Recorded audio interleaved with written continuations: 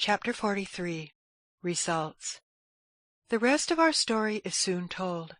George Shelby, interested as any other young man might be by the romance of the incident, no less than by feelings of humanity, was at the pains to send to Cassie the bill of sale of Eliza, whose date and name all corresponded with her own knowledge of facts, and felt no doubt upon her mind as to the identity of her child.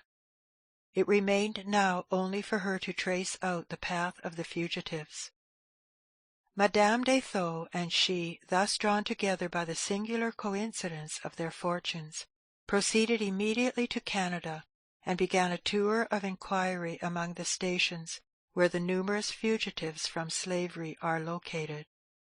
At Amherstburg they found the missionary with whom George and Eliza had taken shelter on their first arrival in Canada, and through him were enabled to trace the family to Montreal.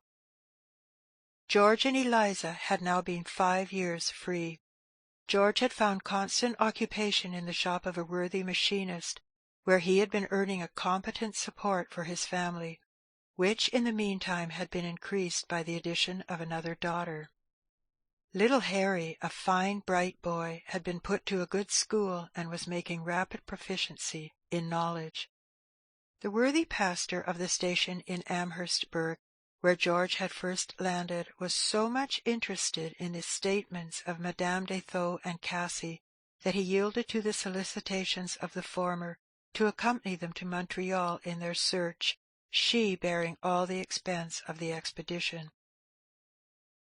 The scene now changes to a small neat tenement in the outskirts of Montreal, the time evening.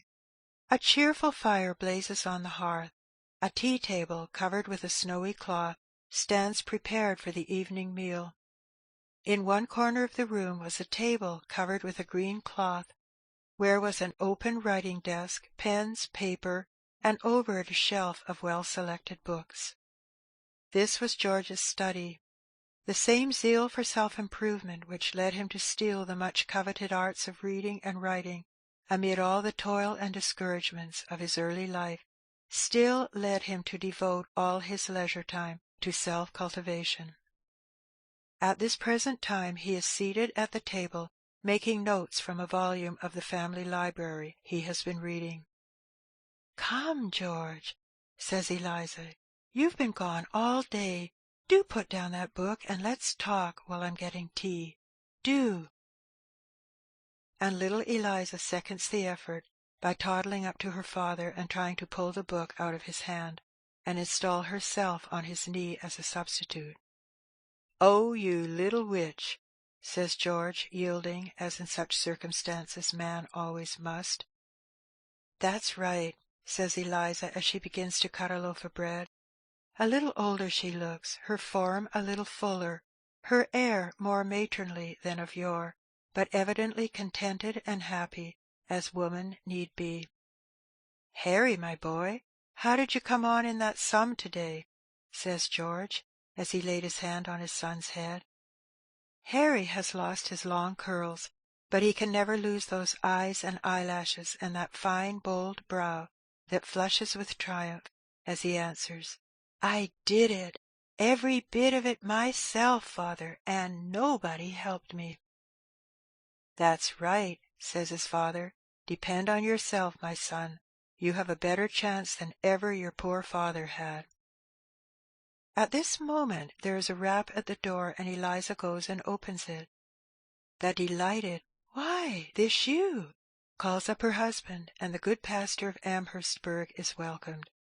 There are 2 more women with him, and Eliza asks them to sit down.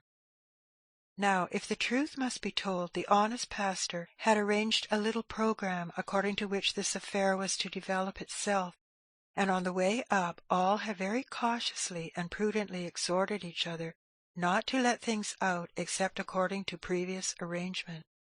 What was the good man's consternation, therefore, just as he had motioned to the ladies to be seated, and was taking out his pocket-handkerchief to wipe his mouth so as to proceed to his introductory speech in good order, when Madame de Thou upset the whole plan by throwing her arms around George's neck, and letting all out at once by saying, "Oh, George, Don't you know me? I'm your sister, Emily." Cassie had seated herself more composedly, and would have carried on her part very well, had not little Eliza suddenly appeared before her, in exact shape and form, every outline and curl, just as her daughter was when she saw her last. The little thing peered up in her face, and Cassie caught her up in her arms, pressed her to her bosom, saying, what at the moment she really believed, "Darling, I'm your mother."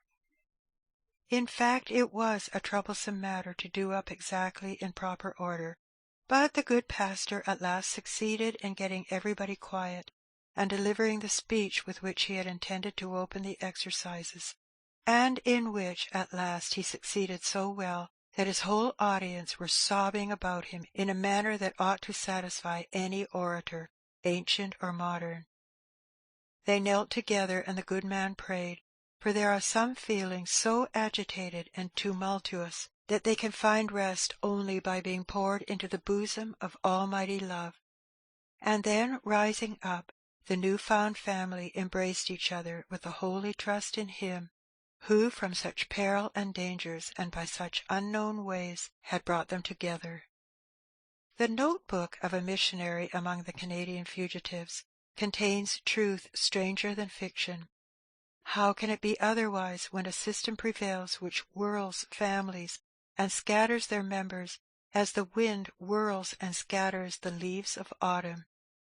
These shores of refuge, like the eternal shore, often unite again in glad communion, hearts that for long years have mourned each other as lost. And affecting beyond expression is the earnestness with which every new arrival among them is met, if perchance it may bring tidings of mother, sister, child, or wife, still lost to view in the shadows of slavery. Deeds of heroism are wrought here more than those of romance, when, defying torture and braving death itself, the fugitive voluntarily threads his way back to the terrors and perils of that dark land, that he may bring out his sister or mother or wife. One young man, of whom a missionary has told us, twice recaptured and suffering shameful stripes for his heroism, had escaped again, and in a letter which we heard read tells his friends that he is going back a third time, that he may at last bring away his sister. My good sir, is this man a hero or a criminal? Would not you do as much for your sister, and can you blame him? But to return to our friends, whom we left wiping their eyes and recovering themselves from too great and sudden a joy. They are now seated around the social board, and are getting decidedly companionable, only that Cassie, who keeps little Eliza on her lap, occasionally squeezes the little thing in a manner that rather astonishes her, and obstinately refuses to have her mouth stuffed with cake to the extent the little one desires, alleging, what the child rather wonders at, that she has got something better than cake, and doesn't want it. And indeed, in 2 or 3 days, such a change has passed over Cassie that our readers would scarcely know her. The despairing, haggard expression of her face has given way to one of gentle trust. She seemed to sink at once into the bosom of the family, and take the little ones into her heart as something for which it long had waited. Indeed, her love seemed to flow more naturally to the little Eliza than to her own daughter, for she was the exact image and body of the child whom she had lost. The little one was a flowery bond between mother and daughter, through whom grew up acquaintanceship and affection. Eliza's steady, consistent piety, regulated by the constant reading of the sacred word, made her a proper guide for the shattered and wearied mind of her mother. Cassie yielded at once and with her whole soul to every good influence, and became a devout and tender Christian. After a day or two, Madame de Stowe told her brother more particularly of her affairs. The death of her husband had left her an ample fortune, which she generously offered to share with the family. When she asked George what way she could best apply it for him, he answered, "Give me an education, Emily, That has always been my heart's desire. Then I can do the rest." On mature deliberation it was decided that the whole family should go for some years to France, whither they sailed, carrying Emmeline with them. The good looks of the latter won the affection of the first mate of the vessel, and shortly after entering the port she became his wife. George remained 4 years at a French university, and applying himself with an unintermitted zeal, obtained a very thorough education. Political troubles in France at last led the family again to seek an asylum in this country. George's feelings and views as an educated man may be best expressed in a letter to one of his friends. "I feel somewhat at a loss as to my future course. True, as you have said to me, I might mingle in the circles of the whites in this country. My shade of colour is so slight, and that of my wife and family scarce perceptible. Well, perhaps on sufferance I might, but to tell you the truth, I have no wish to. My sympathies are not for my father's race, but for my mother's. To him I was no more than a fine dog or horse. To my poor heart-broken mother I was a child, and though I never saw her, after the cruel sale that separated us, till she died, yet I know she always loved me dearly. I know it by my own heart. When I think of all she suffered, of my own early sufferings, of the distresses and struggles of my heroic wife, of my sister sold in the New Orleans slave market. Though I hope to have no unchristian sentiments, yet I may be excused for saying I have no wish to pass for an American, or to identify myself with them. It is with the oppressed, enslaved African race that I cast in my lot, and if I wished anything, I would wish myself 2 shades darker rather than 1 lighter. The desire and yearning of my soul is for an African nationality. I want a people that shall have a tangible, separate existence of its own. And where am I to look for it? Not in Haiti, for in Haiti they had nothing to start with. A stream cannot rise above its fountain. The race that formed the character of the Haitians was a worn-out, effeminate one, and of course the subject race will be centuries in rising to anything. Where then shall I look? On the shores of Africa I see a republic formed of picked men, who by energy and self-educating force have in many cases individually raised themselves above a condition of slavery. Having gone through a preparatory stage of feebleness, this republic has at last become an acknowledged nation on the face of the earth, acknowledged by both France and England. There it is my wish to go and find myself a people. I am aware now that I shall have you all against me, but before you strike, hear me. During my stay in France I have followed up with intense interest the history of my people in America. I have noted the struggle between abolitionist and colonizationist, and have received some impressions as a distant spectator which could never have occurred to me as a participator. I grant that this Liberia may have subserved all sorts of purposes by being played off in the hands of our oppressors against us. Doubtless the scheme may have been used in unjustifiable ways as a means of retarding our emancipation. But the question to me is there not a God above all man's schemes? May he not have overruled their designs and founded for us a nation by them? In these days a nation is born in a day. A nation starts now with all the great problems of republican life and civilization wrought out to its hand. It has not to discover, but only to apply. Let us, then, all take hold together with all our might, and see what we can do with this new enterprise, and the whole splendid continent of Africa opens before us and our children. Our nation shall roll the tide of civilization and Christianity along its shores, and plant there mighty republics, that growing with the rapidity of tropical vegetation shall be for all coming ages. Do you say that I am deserting my enslaved brethren? I think not. If I forget them 1 hour, 1 moment of my life, so may God forget me. But what can I do for them here?